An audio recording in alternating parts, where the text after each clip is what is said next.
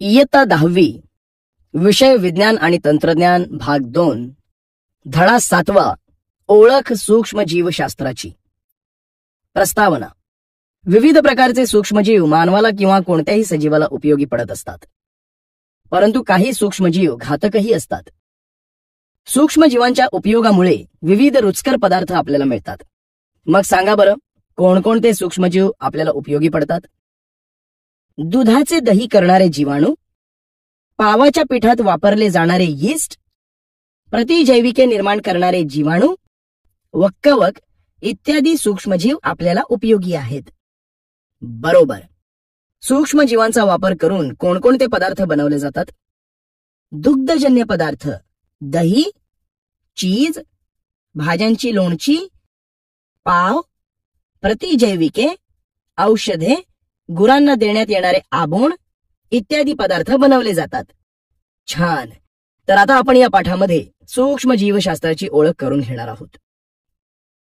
उपयोजित व औद्योगिक सूक्ष्मजीवशास्त्र.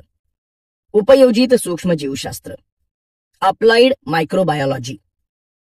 या उपयोजित सूक्ष्मजीवशास्त्रामध्ये आदी केंद्रकी व दृश्य केंद्रकी सूक्ष्मजीवांशी संबंधित असणाऱ्या विकरांचा, प्रथिनांचा व उपयोजित अनुवंशशास्त्र व रेणवीय जैवतंत्रज्ञान इत्यादी गोष्टींचा अभ्यास केला जातो.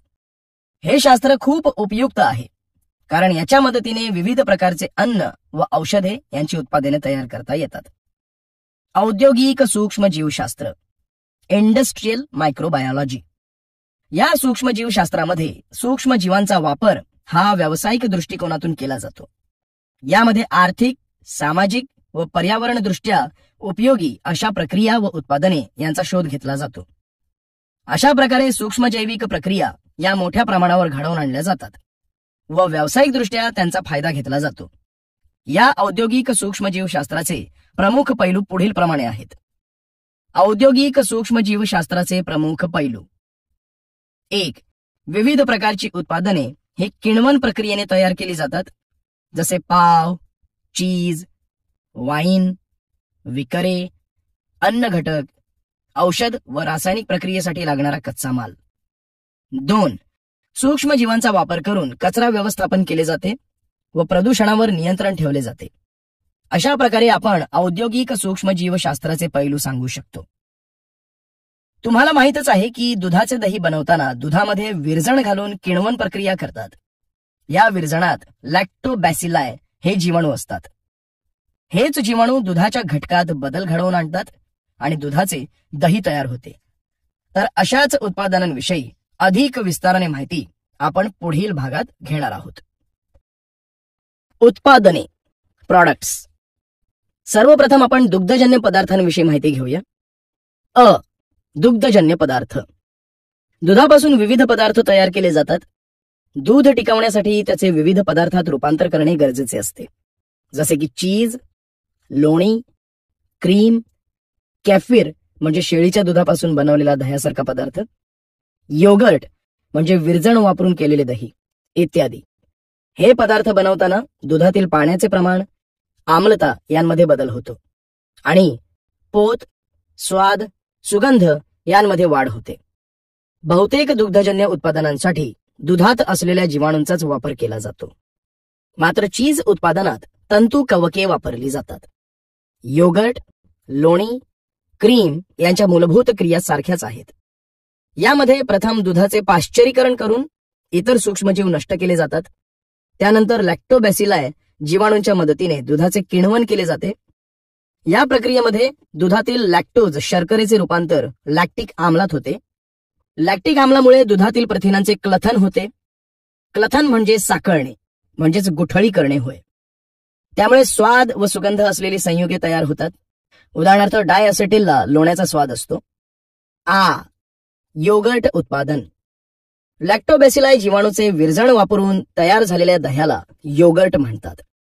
औद्योगिक उत्पादनासाठी प्रथिनांचे प्रमाण योग्य राहण्यासाठी दुधात प्रथिनांची पावडर मिसळली जाते. यासाठी दूध तापवून कोमट केले जाते. त्यामध्ये स्ट्रेप्टोकॉकस, थर्माफिलिस व लॅक्टोबॅसिलस डेलब्रुकी या जीवाणूंचे एकास एक प्रमाणातील मिश्रण मिसळले जाते.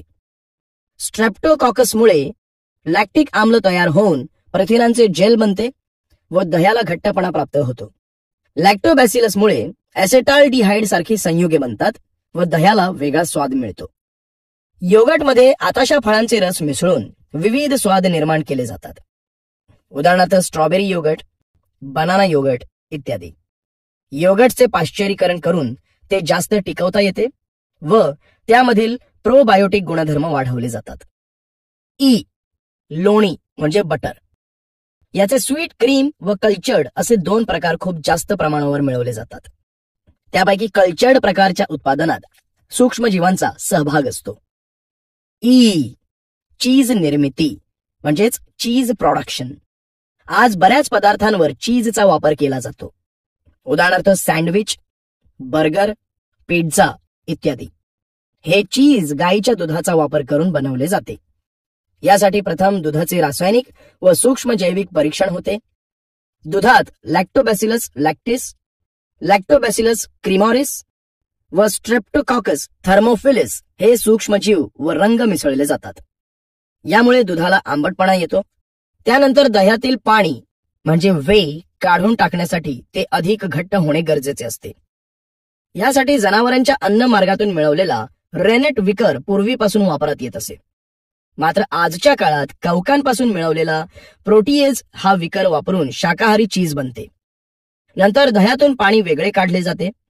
घट्ट दह्याचे तुकडे कापणे, धुणे, रगडणे, यानंतर मीठ घालणे व त्यामध्ये आवश्यक ते सूक्ष्मजीव, रंग, स्वाद मिसळून चीज तयार होणाऱ्या प्रक्रियेला सुरुवात केली जाते. त्यानंतर दाबून चीजचे तुकडे करतात व पक्वतेसाठी ते साठवून ठेवले जाते. बरं, मला सांगा की पिझ्झा, बर्गर, सँडविच व इतर पाश्चिमात्य खाद्यात वापरले जाणारे चीजचे वेगवेगळे प्रकार कोणते आहेत?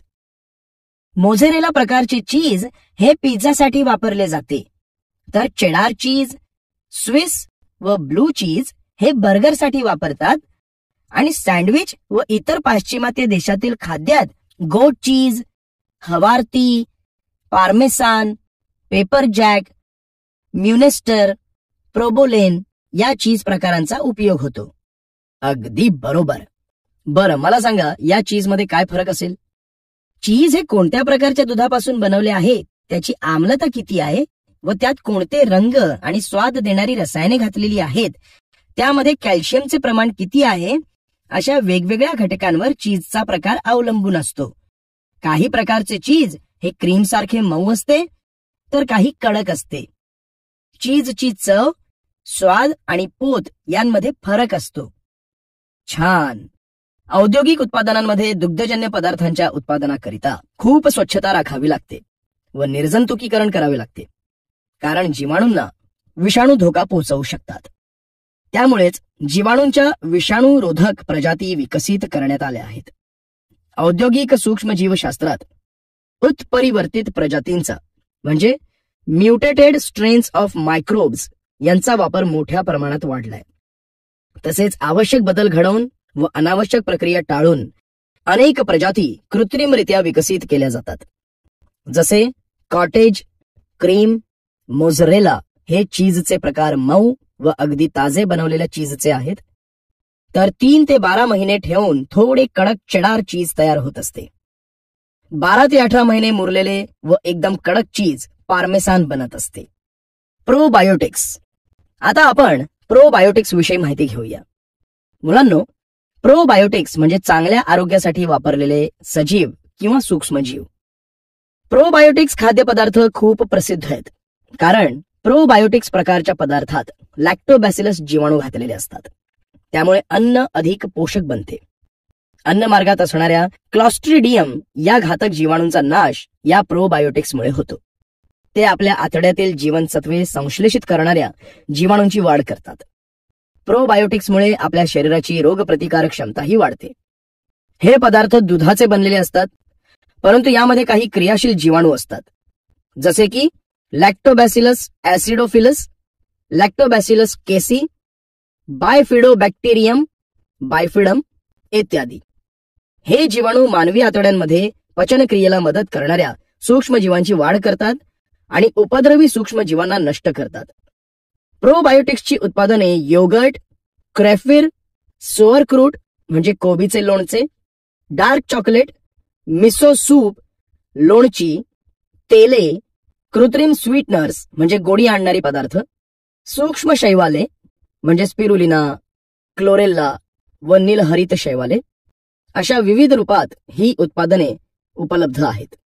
सध्याच्या काळात प्रोबायोटिक्सला खूप महत्व प्राप्त झाले आहे, कारण प्रोबायोटिक्सची उत्पादने आपल्या अन्नमार्गात असणाऱ्या उपयुक्त सूक्ष्मजीवांच्या वसाहती निर्माण करून इतर सूक्ष्मजीव व त्यांच्या चयापचय क्रियेवर नियंत्रण ठेवण्यास मदत करतात. तसेच प्रतिक्षमता वाढवतात, चयापचय क्रियेत निर्माण झालेल्या घातक पदार्थांचे दुष्परिणाम कमी करतात. प्रतिजैविकांमुळे अकार्यक्षम झालेल्या उपयुक्त सजीवांना पुन्हा कार्यक्षम करण्याचे कामही प्रोबायोटिक्स करतात. अतिसारावर उपचार करण्यासाठी, कोंबड्यांवर उपचार करण्यासाठी प्रोबायोटिक्सचा वापर करतात.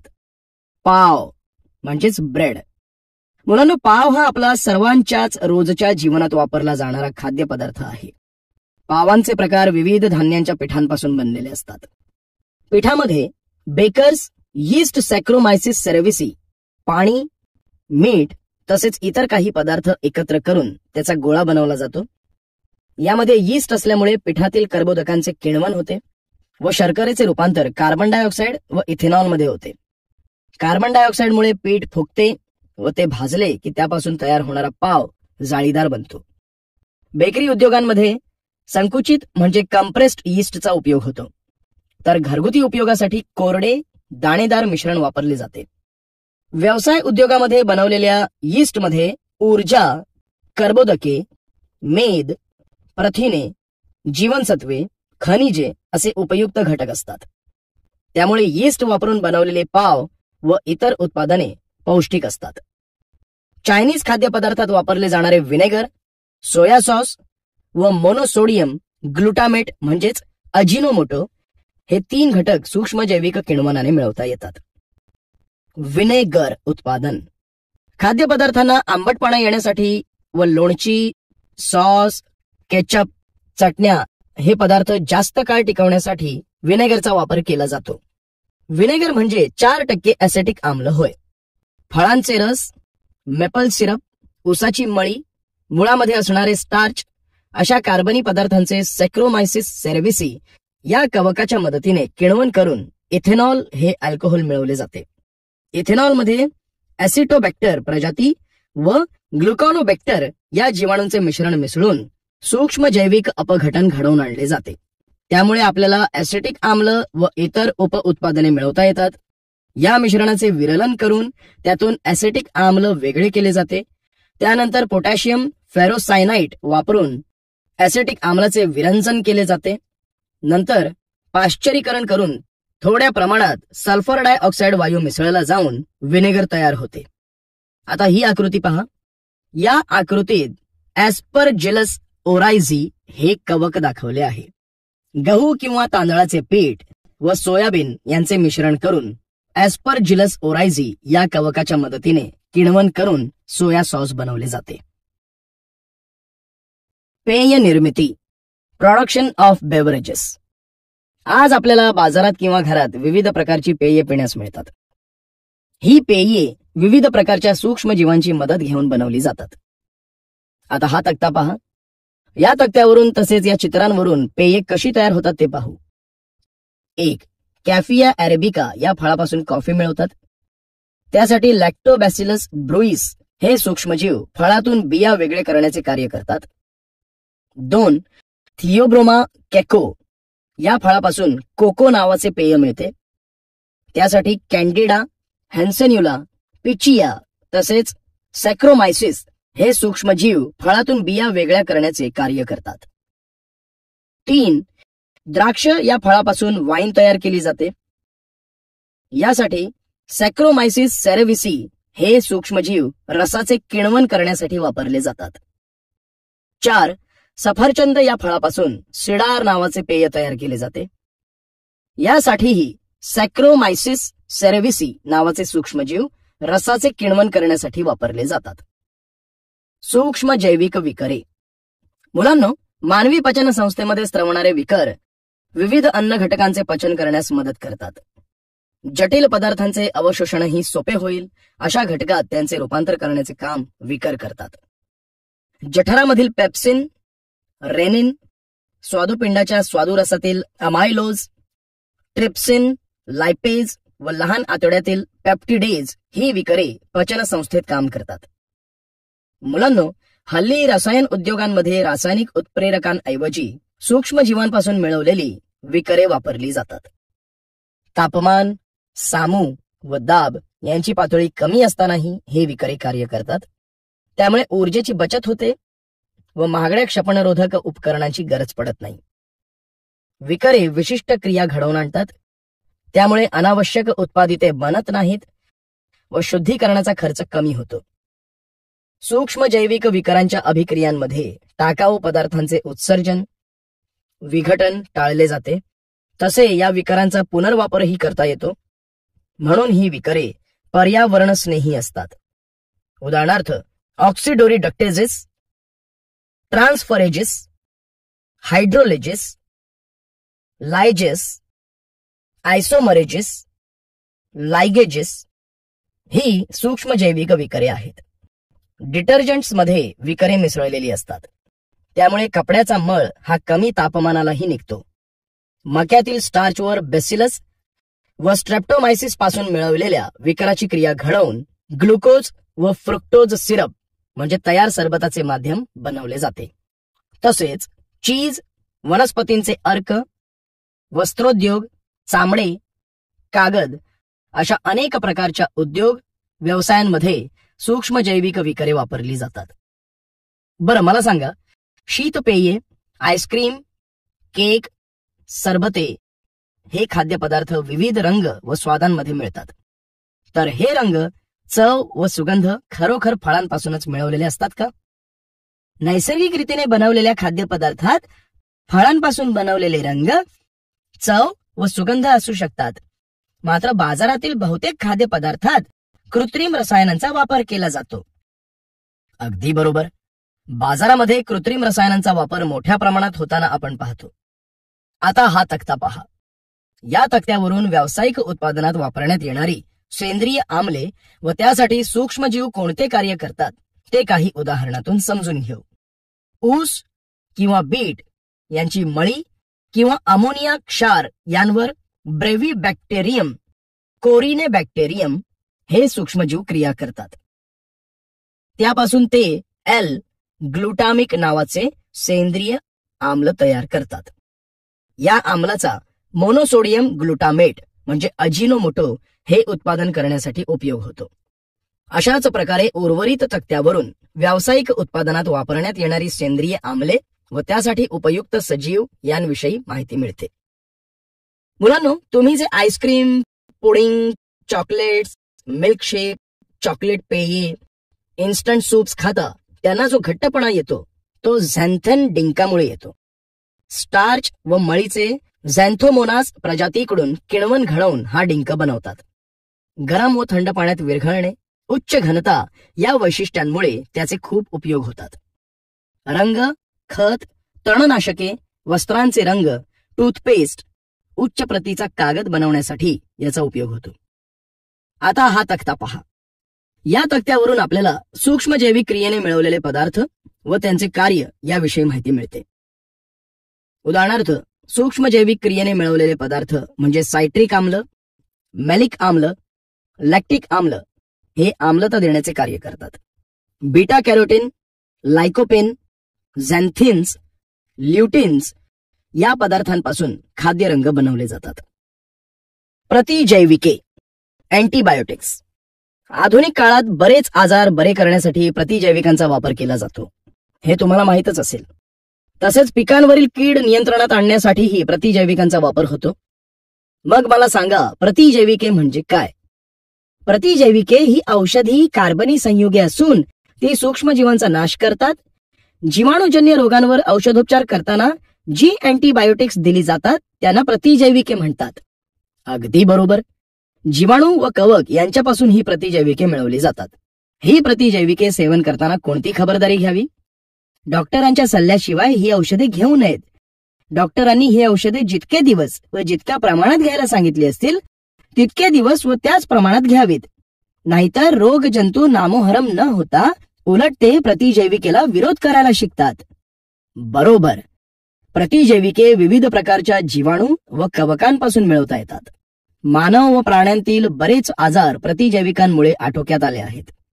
आजच्या काळात तर प्रतिजैविकांच्या बाबतीत बरेच संशोधनही चालू आहे.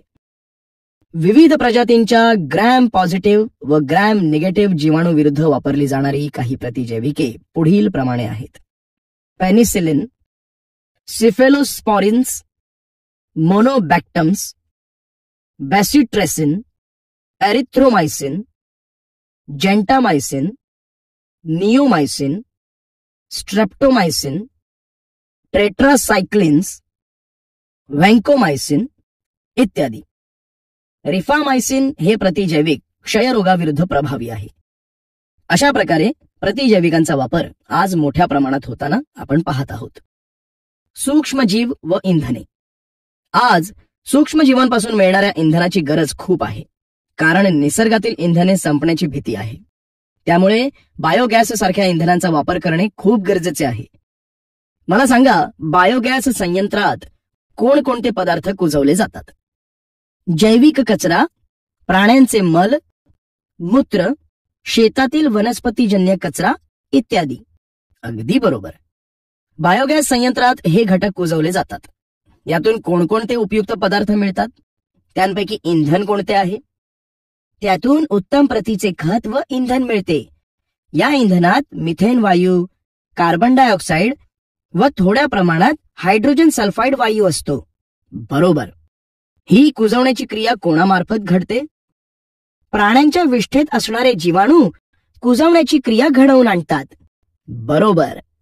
मुलांनो, मोठ्या प्रमाणात निर्माण होणाऱ्या नागरी, शेतकी व औद्योगिक कचऱ्याचे सूक्ष्म जैविक विनॉक्सी अपघटन करून मिथेन वायू हे इंधन मिळते.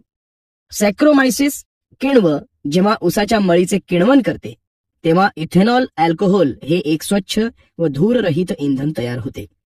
हायड्रोजन वायू हा सुद्धा एक प्रकारचे इंधन म्हणून उपयोगात येऊ शकतो.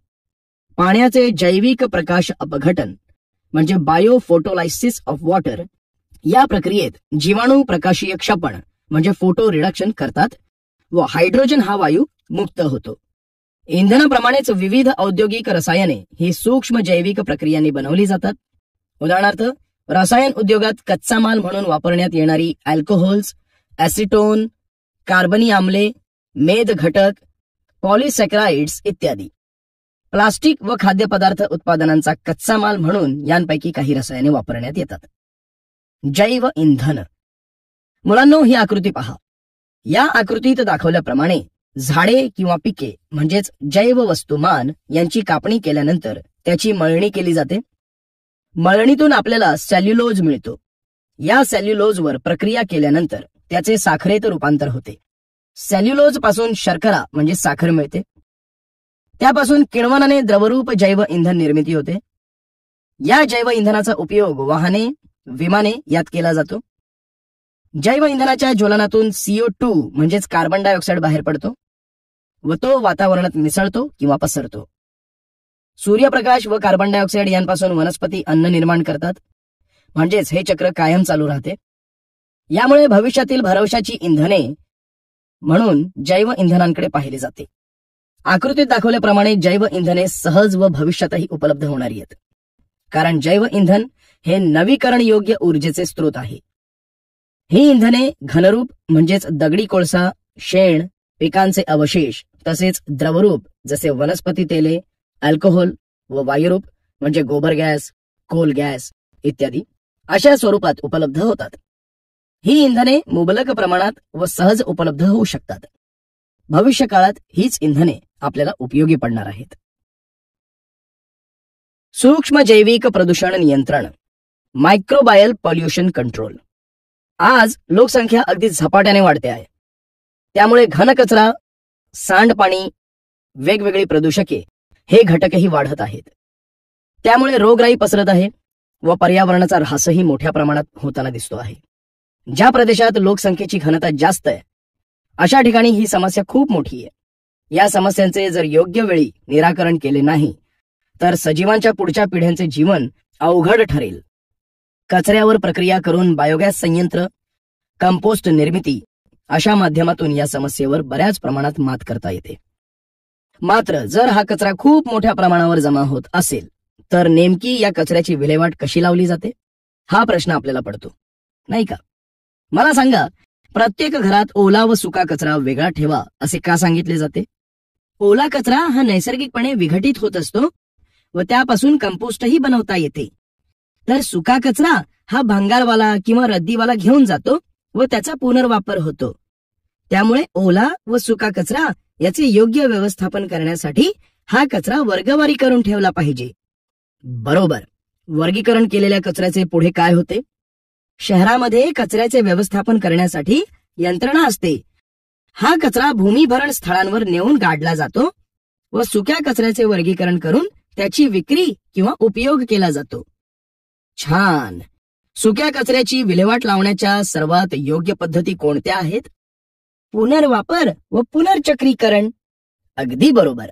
मोठ्या प्रमाणात जमा होणाऱ्या कचऱ्याचे पुनर्वापर व पुनर्चक्रीकरण केले जाते. Reuse and recycle. रिसायकल कसे केले जाते? तर वर्तमानपत्राच्या रद्दीपासून पुन्हा लगदा करून त्यापासून पुन्हा वर्तमानपत्रासाठी वापरला जाणारा कागद बनवला जातो. प्लास्टिकच्या वस्तू वितळवून त्याचे सेकंड क्वालिटीचे म्हणजे दुय्यम प्रतीचे प्लास्टिक बनवले जाते. लोखंडी वस्तू वितळवून लोखंड मिळवले जाते. आणि पुनर्वापर कसा केला जातो?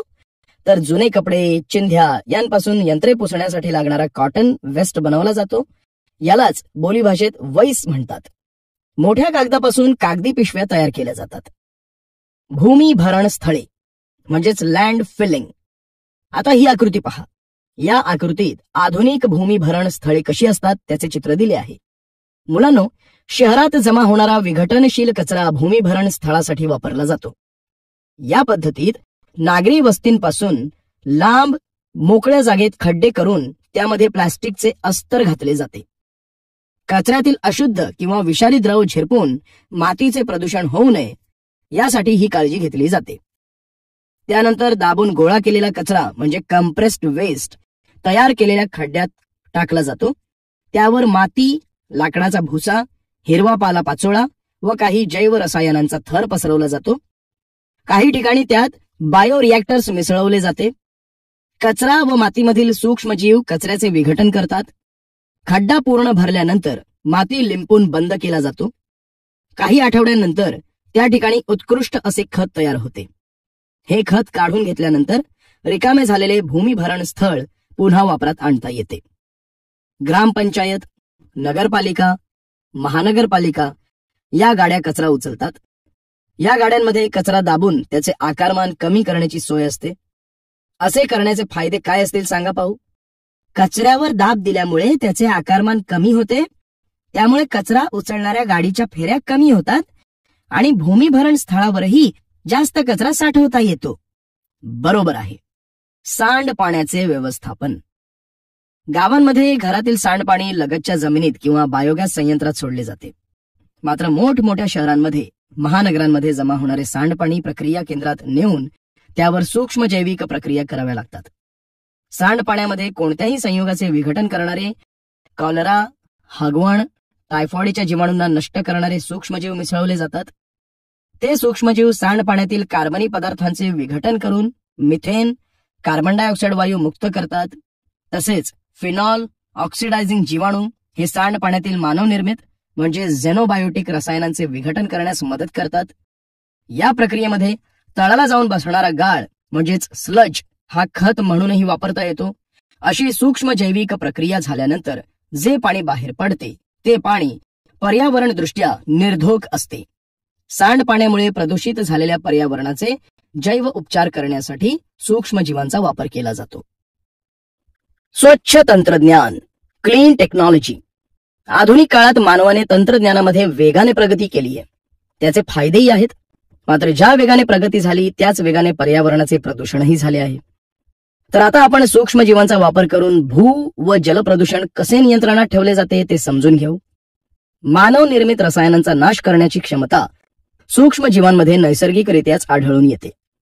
सूक्ष्मजीवांच्या या क्षमतेचा वापर करून हायड्रोकार्बन्स व इतर रसायनांचे रूपांतर केले जाते. काही सूक्ष्मजीव इंधनांतून गंधक काढून टाकतात. हलक्या प्रतीच्या धातुकांमधून तांबे, लोह, युरेनियम व जस्त असे धातू पर्यावरणात झिरपतात. थायोबॅसिलस व सल्फोलोबस जीवाणूंच्या सहाय्याने या धातूंचे झिरपण्या अगोदरच संयुगात रूपांतर केले जाते. सांगा पाहू. मुलांनो, बऱ्याच वेळा तुम्ही टीव्हीवर पाहिले असेल किंवा वर्तमानपत्रात वाचलेही असेल की समुद्र किनाऱ्यावर तेलकट पाणी व हजारो मृत मासे आले. तर हे कशामुळे घडत असेल? तेल गळतीमुळे. अगदी बरोबर. समुद्रामध्ये विविध कारणामुळे पेट्रोलियम तेलाची गळती होत असते. हे गळती झालेले तेल जलचर सजीवांसाठी घातक आणि विषारी ठरू शकते. पाण्यावर आलेला तेलांचा तवंग हा यांत्रिक पद्धतीने दूर करता येत नाही. मात्र अल्केनिवोरेक्स, बॉर्क्युमेन्सिस व स्युडोमोनास जीवाणूंमध्ये पिरिडिन्स व इतर रसायने नष्ट करण्याची क्षमता असते. त्यामुळे तेलाचे तवंग नष्ट करण्यासाठी या जीवाणूंचा उपयोग केला जातो. त्यांना हायड्रोकार्बोनोक्लास्टिक बॅक्टेरिया म्हणजेच HCB म्हणतात. हे HCB हायड्रोकार्बनचे अपघटन करतात व त्यातील कार्बनचा ऑक्सिजनशी संयोग घडवून आणतात. या अभिक्रियेत कार्बन डायऑक्साईड व पाणी तयार होते. तुम्ही पाण्यासाठी वापरल्या जाणाऱ्या प्लास्टिकच्या बाटल्या पाहिल्या असतील. या बाटल्या पेट म्हणजेच पॉलिथिलिन टेरिफ्लेट पॉलिस्टर या रासायनिक पदार्थापासून बनलेल्या असतात. शहरातील कचऱ्यामध्ये प्लास्टिकचे प्रमाण खूप जास्त असते. आयडोनेला साकिएन्सिस, व्हिब्रियो प्रजाती हे या पेटचे विघटन करतात. तसेच कचऱ्यामध्ये असणाऱ्या रबराचे विघटन ऍक्टिनोमायसिटिस, स्ट्रेप्टोमायसिस, नोरकार्डिया, ऍक्टिनोप्लेन्स या कवकांच्या प्रजाती करतात. खाणीतून बाहेर पडणारे पदार्थ व आम्ल पर्जन्य यामध्ये सल्फ्युरिक आम्ल असते. त्यामुळे पुतळे, पूल व इमारतींमध्ये असणाऱ्या धातूंचे क्षरण होत असते. ऍसिडोबॅसिलस, फेरोऑक्सिडन्स व ऍसिडिफिलियम प्रजाती या जीवाणूंसाठी सल्फ्युरिक आम्ल हे एक ऊर्जेचे स्रोत आहे. त्यामुळे आम्ल पर्जन्यामुळे होणारे भूप्रदूषण हे जीवाणू आटोक्यात आणू शकतात. अणुऊर्जा प्रकल्पातून पर्यावरणात सोडल्या जाणाऱ्या उत्सर्गात व विद्युत विलेपन प्रक्रियेच्या टाकाऊ पदार्थात युरेनियमचे जलविद्राव्य क्षार आढळून येतात. जिओबॅक्टर हे जीवाणू या युरेनियम क्षारांचे अविद्राव्य क्षारात रूपांतर करतात व ते जमिनीमध्ये असणाऱ्या पाण्याच्या साठ्यात मिसळणे रोखतात. सूक्ष्मजीव व शेती. सूक्ष्मजीव व शेती यांचा अगदी जवळचा संबंध आहे. वनस्पतींची वाढ होण्यासाठी मातीतील सूक्ष्मजीव मदत करत असतात. वाटाणा, सोयाबीन, घेवडा व इतर काही कडधान्ये या शिंबावर्गीय वनस्पतींच्या मुळांवरील गाठींमध्ये रायझोबियम हा जीवाणू राहतो. हे जीवाणू रोपट्याला मातीतील व हवेतील नायट्रोजन पासून नायट्रेट्स, नायट्राइट्स व अमिनो आम्ले पुरवित असतात. त्या बदल्यात रोपट्यांकडून कर्बोदकाच्या स्वरूपात ऊर्जा व राहण्यासाठी मुळावरील गाठीत जागा मिळवतात. एनाबेना, नॉस्टॉक व ऍझिटोबॅक्टर यासारखे जीवाणू मातीत राहून कार्य करत असतात. अशा जीवाणूंमुळे रासायनिक खतांचे दुष्परिणाम टाळले जातात. म्हणून नायट्रोजन स्थिरीकरण करणारे जीवाणू उपयुक्त असतात. सूक्ष्म जैविक संद्रोप, मायक्रोबायल आयनोक्युलंट्स. किण्वन प्रक्रियेची मदत घेऊन काही सूक्ष्म जीवयुक्त संद्रोप बनवले जातात. संद्रोप म्हणजे मिश्रण होय. जमिनीत बी रुजण्यापूर्वी म्हणजेच पेरणीपूर्वी बियाण्यांतून या पोषक संद्रोपाची फवारणी केली जाते. तर काही संद्रोप वनस्पतींमध्ये सोडले जातात. संद्रोपामधील सूक्ष्मजीव त्या वनस्पतींना पोषक द्रव्यांचा पुरवठा करतात. त्यामुळे वनस्पतींच्या वाढीस मदत होते. तसेच वनस्पतीजन्य अन्नाचा दर्जा वाढतो. सेंद्रिय शेती करताना कृत्रिम नायट्रोजिनेज, ऍझेटोबॅक्टर युक्त द्रव्ये वापरली जातात. रासायनिक खतामुळे होणारे भूप्रदूषण अशा द्रव्यांमुळे टाळता येते. शिवाय रासायनिक कीडनाशके व कीटकनाशके यांमधून फ्लोरासिटामाइड सारखी रासायनिक द्रव्ये मातीत मिसळतात. ती द्रव्ये इतर वनस्पती व गुरांसाठी घातक ठरतात. तसेच यांपासून मानवालाही त्वचेचे रोग होण्याची भीती असते. ही मातीतील कीटकनाशके सूक्ष्म जीवांमार्फत नष्ट करता येतात. जैव कीटकनाशके म्हणजेच बायो इन्सेक्टिसाइड्स. जैव कीटकनाशके जीवाणू व कवकांपासून मिळवलेली असतात. पिकावरील कीड, कीटक, रोगजंतू नष्ट करणारी द्रव्ये तसेच जीवाणूंपासून मिळवलेली टॉक्झिन्स जैव तंत्रज्ञानाने वनस्पतींमध्ये सोडली जातात. कीटकांसाठी ही विषारी असल्यामुळे कीटक त्या वनस्पतींना खात नाहीत. जीवाणूंप्रमाणेच कवके व विषाणूंच्या काही प्रजातींचा वापर जैव कीटकनाशक म्हणूनही होत असतो.